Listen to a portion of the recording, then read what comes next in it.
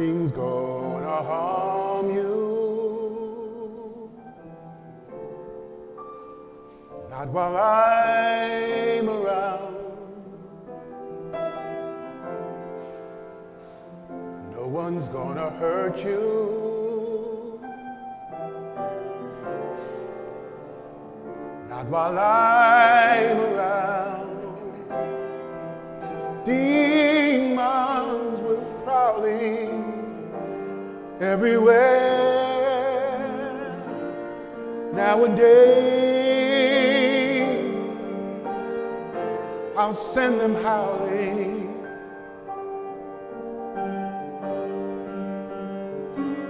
I've got ways.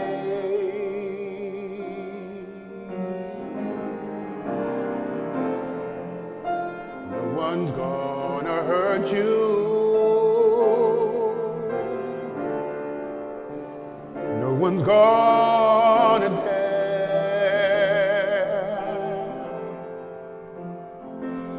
Others can desert you. Not to worry, whistle, I'll be there.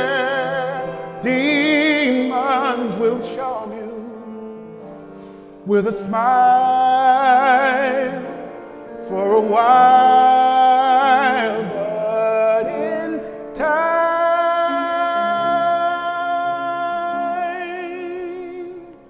nothing's gonna harm you. Not while I'm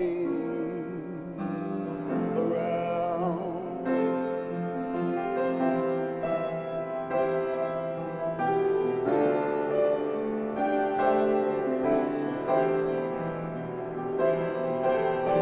Demons will charm you with a smile for a while, but in time,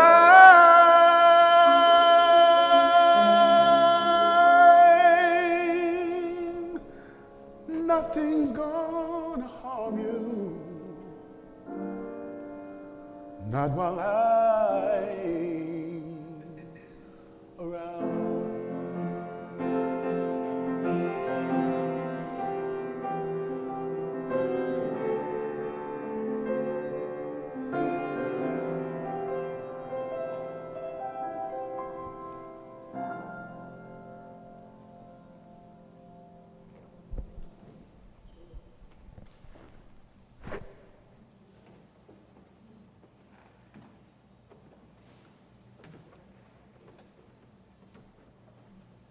Good afternoon.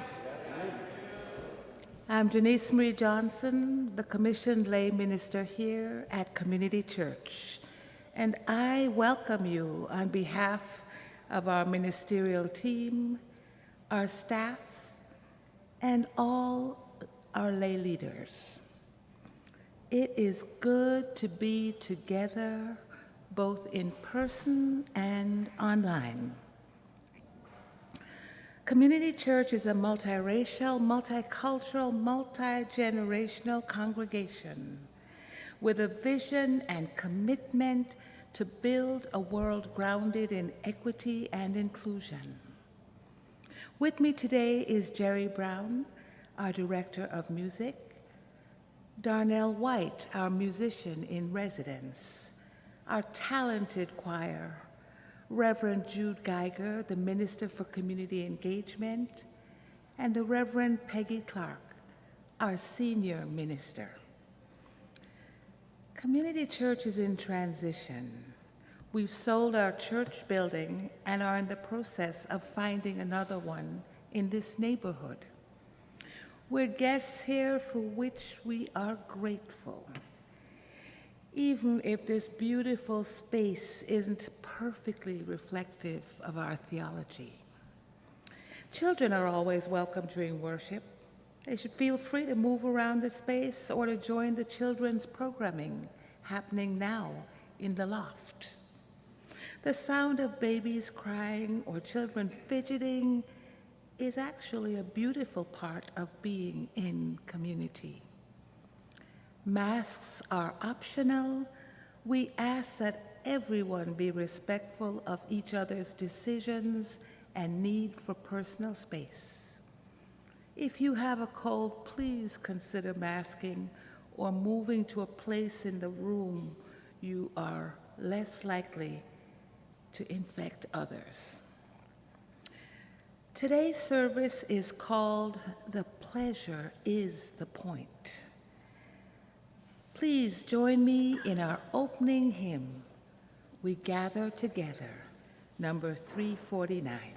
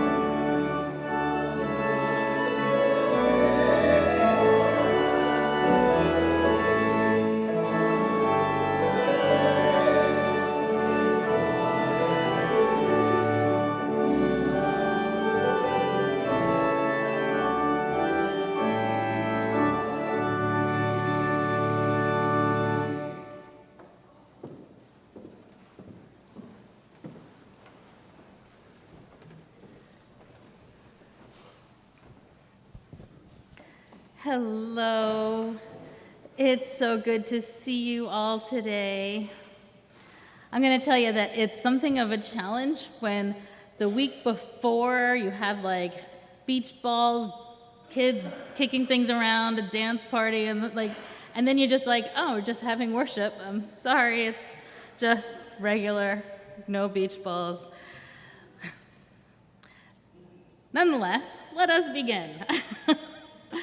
As we enter into worship, put away the pressures of the world that ask us to perform, to take up masks, to put on brave fronts. Silence the voices that ask you to be perfect. This is a community of compassion and welcoming.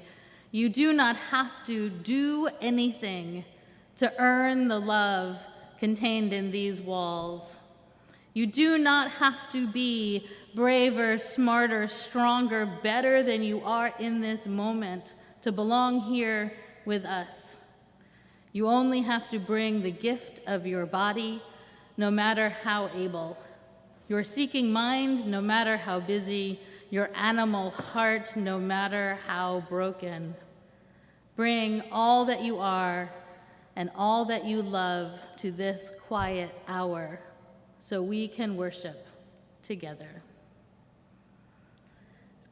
We're going to light our chalice first in song and then in word.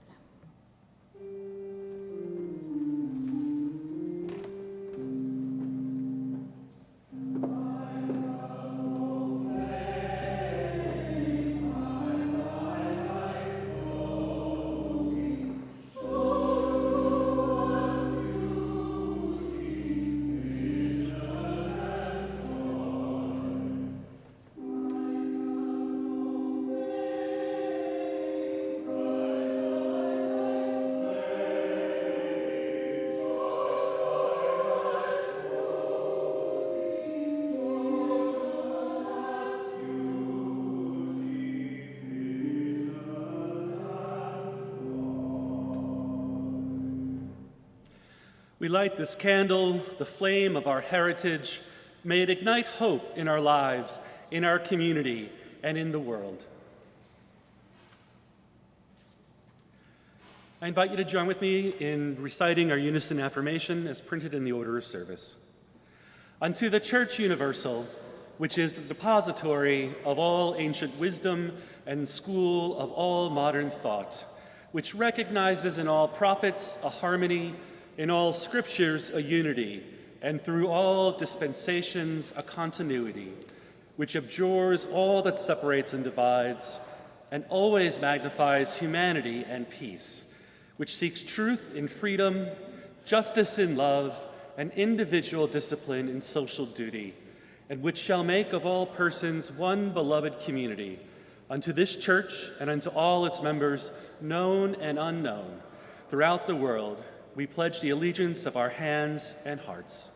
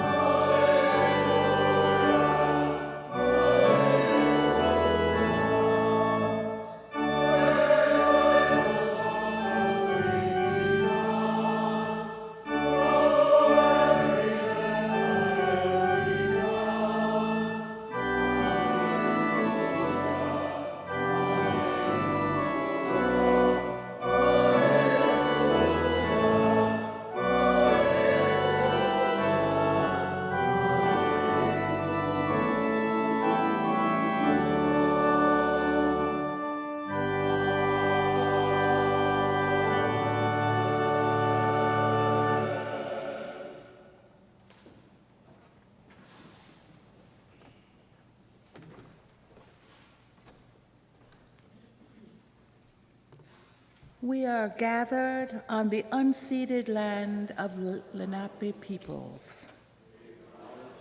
Lenape community, their elders, both past and present, as well as future generations. This acknowledgement demonstrates a commitment to dismantling the ongoing legacies of settler colonialism. Now I invite you to make a joyful noise and greet your neighbors.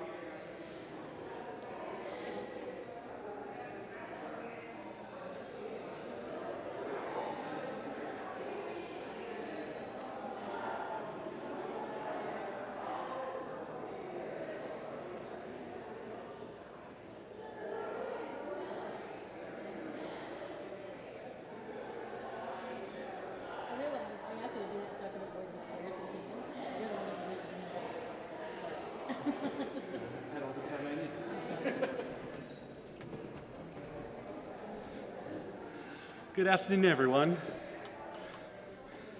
In a moment, we'll come back to our center with the sound of a chime. Following the chime, we'll enter into a time of silence, knowing with all the wiggles and sneezes and coughs of the world, it's not the perfection of silence, but the intention. And it'll be about a minute of silence. We're going to be stretching it out as time goes on, and so that we can get more comfortable with the stillness.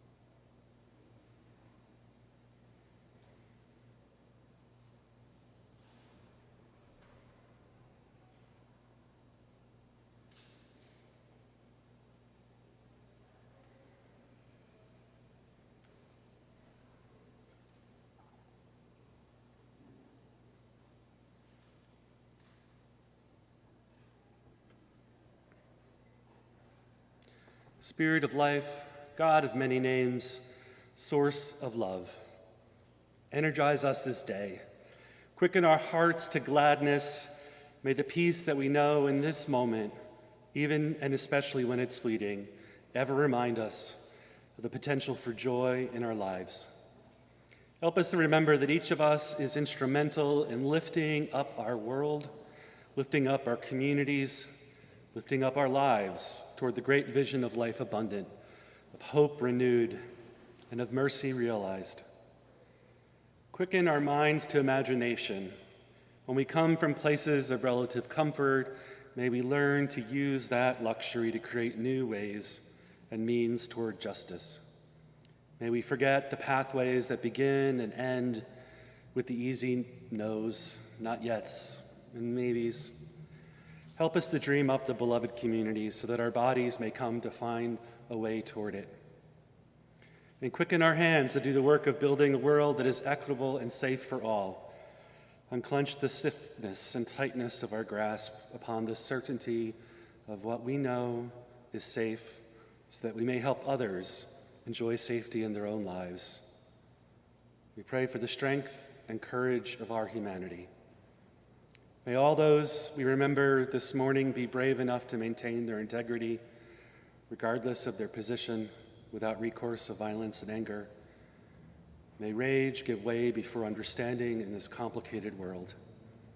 May frustration and impatience give way before compassion. May anxiety give way before truth, and all of us comforted by the truth. For the world we inhabit is racked with harm and hardship. May we not give in to the false belief that the world can only be this way. May a miracle of unity occur in our lifetime, and may we help prepare the way. And we especially, and again, hold in prayer the trans communities across our nation and world as our own people in the States are increasingly being attacked and silenced by our government. Amen, and blessed be. I invite us to join in singing our musical meditation. While seated, we laugh, we cry, number 354 in the Gray Hymnal.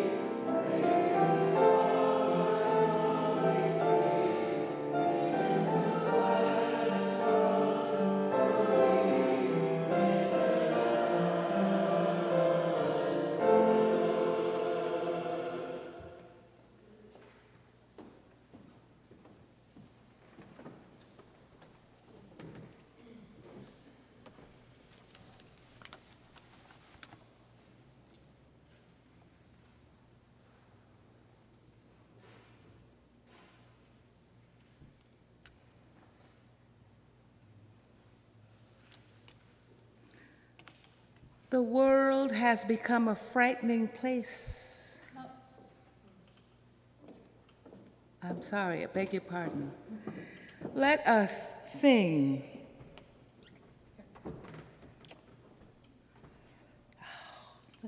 Thank you, thank you, thank you. It takes a village, my goodness. We're blessed, we're blessed, we're blessed. The Pleasure is the Point by Adrienne Marie Brown. Pleasure reminds us to enjoy being alive and on purpose. Pleasure, embodied, connected pleasure, is one of the ways we know when we are free, that we are always free, that we always have the power to co-create the world. Pleasure helps us move through the times that are unfair, through grief and loneliness, through the terror of genocide, or days when the demands are just overwhelming. Pleasure heals the places where our hearts and spirits get wounded. Pleasure reminds us that even in the dark, we are alive. Pleasure is a medicine for the suffering that is absolutely promised in life. Pleasure is the point. Feeling good is not frivolous. It is freedom. Now we'll have our hymn, Joyful, Joyful, We Adore Thee, hymn number 29.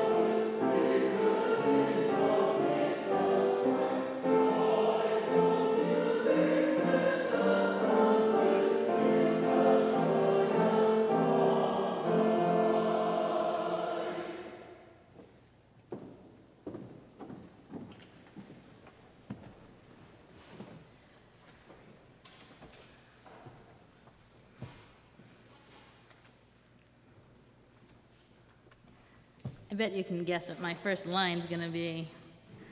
The world has become a frightening place. I suppose it's always been that way, to some degree, and I'm sure every generation is convinced they are living in the end times in one fashion or another. Change does that. Becoming awake does that. With that said, the planet is in a particularly precarious position, with about 7 years left before the damage we've done to our climate becomes irreversible. Equally frightening is knowing that our democracy is losing the guardrails that have held it together for 250 years, making the foundation of our lives, both the platform for all life and the ground for our particular American context, unstable and dangerously close to collapse. I would argue that we're in a more fragile place than any other time in human history, both because of the imminent collapse of our planetary systems and because of our access to global communications that force momentum at lightning speeds. While in the past people might have had time to adjust to advancements, today we live at high velocity. While our direction is destruction, we hardly have time to catch our collective breath before another horrific thing happens, propelling us toward the disintegration of our free society faster than our minds can fully understand what's going on. And even if we weren't bringing ourselves to the edge of national disaster, climate change is bringing the whole planet there, a problem we can't seem to summon the will to address in any meaningful way, guaranteeing global catastrophe. There seem to be two responses to these dual realities. One is an urgent, angry activism propelling people on both the right and the left toward intense, self-righteous politicking. The other is hedonism, sponsored by denial. We are either shaking people to wake them up and get them to fight, or we're keeping our heads down, reading romance novels and watching reality TV. Sometimes we do the activist thing, signing letters, posting frightening facts, showing up for rallies, reading the daily news, and then we burn out, overwhelmed by the distance between where we are and where we need to be. So we spend the next few months keeping our heads down, reading romance novels and watching reality TV. Neither of these is a perfect solution. I'm not sure either of them will get us anywhere close to where we want to be. It's possible hedonism will serve those who live into it, focusing on themselves and those in their immediate circles, indulging their physical desires and even their spiritual desires in the form of churches who preach personal success, hyper-individualism through personal relationships with God, and feel-good theologies. And it's possible the activists who never let up, who won't stop until every system reflects their understanding of peace, who shame us sometimes into constant participation, will eventually create a world where justice rolls down like water. I'm guessing, though, that neither will create a future of balance or joy. There isn't anything wrong with taking care of yourself, nor is there anything wrong with the fire of activism. I mean, it may be funny to hear this all coming from me, who claims the activist heart. I'm just not sure that either road is leading us to a utopian future. I am imagining a new world. It's what the novelist Octavia Butler calls writing science fiction. We have to imagine it to achieve it. Think for a minute about your utopian future. Just try and gather it up in your brain. If it was all the way it should be, what would it be?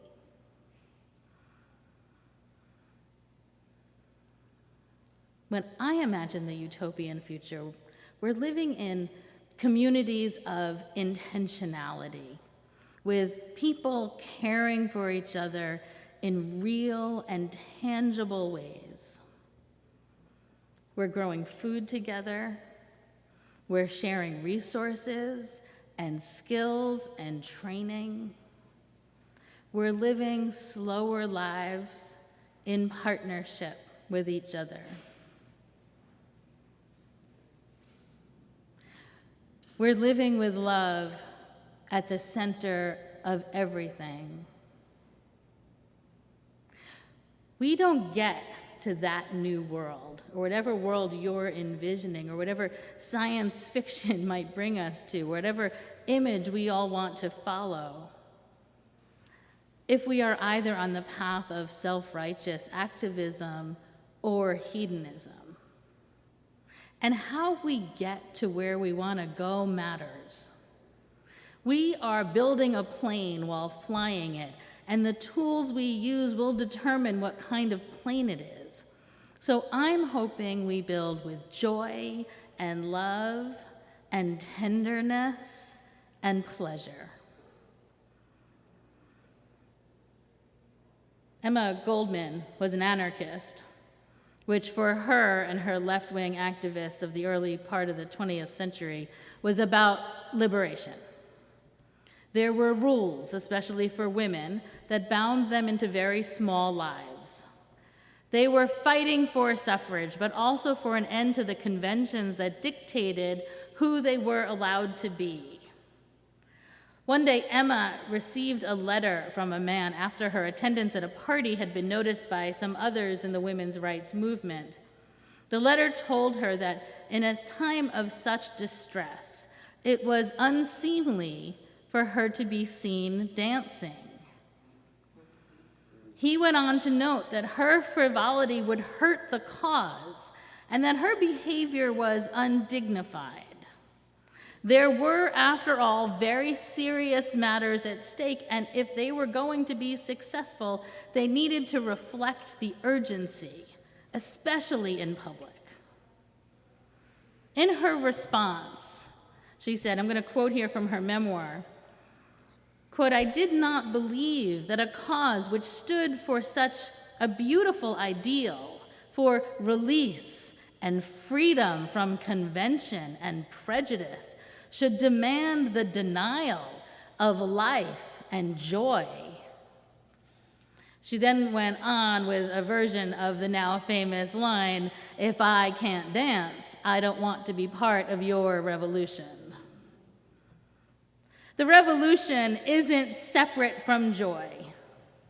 The revolution, the dramatic upheaval of conventions that have brought us to the brink of destruction, the revolution has to include dancing and singing and art. And even though we don't usually say this from the pulpit, sex.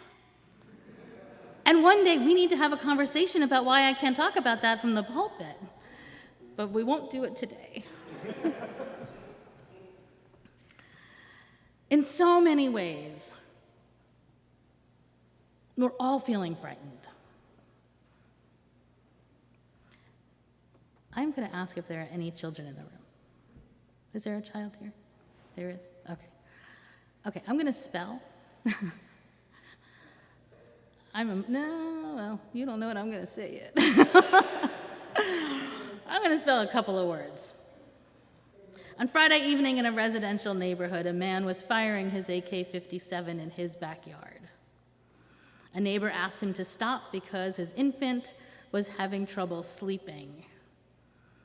In response, he S-H-O-T and K-I-L-L-E-D him, 3 women, and an 8-year-old child. This is the world we live in. We are armed to the teeth, shooting children who accidentally knock on our door or drive into our driveway, or neighbors who ask for quiet so the baby can sleep. Urgency is not unwarranted. The crisis is real. The work is necessary, but that doesn't mean it has to be unpleasant. The world might feel sharp and hard, But we can greet that with softness, with kindness, with authentic care and whispers to counter the screaming. The revolution is communal. It's deeply relational. Hyper-independence brings us to a place of buying guns to protect our homes and shooting our neighbors for wanting quiet. Instead, we lean into community, into flexibility. We yield to each other. Our softness is our resistance. Yesterday, I wasn't feeling well. It's actually been happening all week. It's related to migraines, which I really haven't gotten in years, but this week was a little different. And on Saturday morning, I was dragging. And I had to write this very sermon. I was typing these very words. I also had to get my son to a haircut, and my brother-in-law's in town. We had to go see my mother-in-law. So early in the morning, I'm in my office. I'm in front of my laptop. I'm pushing through, and my husband quietly handed me a banana that he had started to peel. Bananas have been my salvation all week for reasons I don't understand, but I feel better after eating one.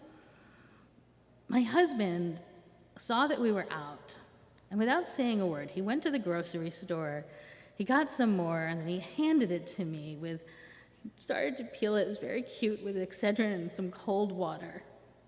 It was kind and generous. And as I was writing about the harshness of the world, it was a reminder of gentleness. Our activism and our restfulness, our fight for justice and our joy, our chanting in the street and our singing in the shower are connected. And it's not about needing one to continue the other. It's that these things are the same. We are building a new world while engaging all of it. This is the revolution. There is no here and there or this and that. It's all one thing, one place, one life, ours, and we're living it as whole beings. The method is the message. So if I want to build a world of radical inclusion, I have to live into that vision now. If I want a world where communities are the central sources of goods and services, where we partner with each other, caring for our families and the details of our lives with a large circle of people, I have to build those communities now. And if I want love at the center of everything, I have to put it there now. The pleasure is the point. It's not a byproduct. It's not an aside. It's not a way to rest to go back to fight. The pleasure, the joy, the sweet love that makes our days possible, that's the point. That's what we're doing here. We're creating a world of that. A place everyone has that. A place everyone can safely play and dance and read romance novels. Rest and the centrality of love and a shared practice of joy and the commitment of communities of care are part of my vision for the future, which means they need to be part of my life right now without apology, without feeling badly that we're getting ready for our climate action by painting fabric and building huge paper mache, or even though we're furious about another Black man being killed, we can bring singing to the streets to heal our heartbreak. And when we're back home, it's okay to take a hot bath and let a new soundtrack take you away, to eat a favorite meal or get a full body massage. It's more than okay. These things are part of the creation of the new world. These are the tools because these are what the plane is made from. The pleasure is the point. It is the vision of the new world. Communities working together, building something new, sourced by joy, and a vision for something better.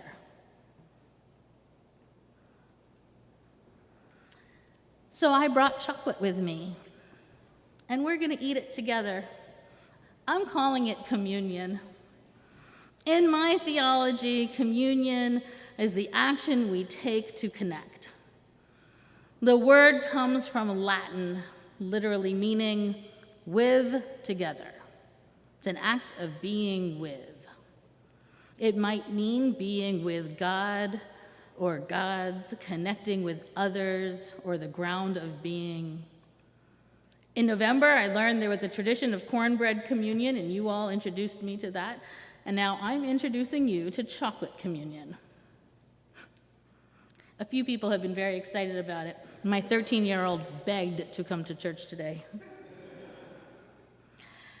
Chocolate is sensual. It's sweet and soft. The chocolate I brought will melt in your mouth, extending the pleasure. When eaten slowly, it can be joyful.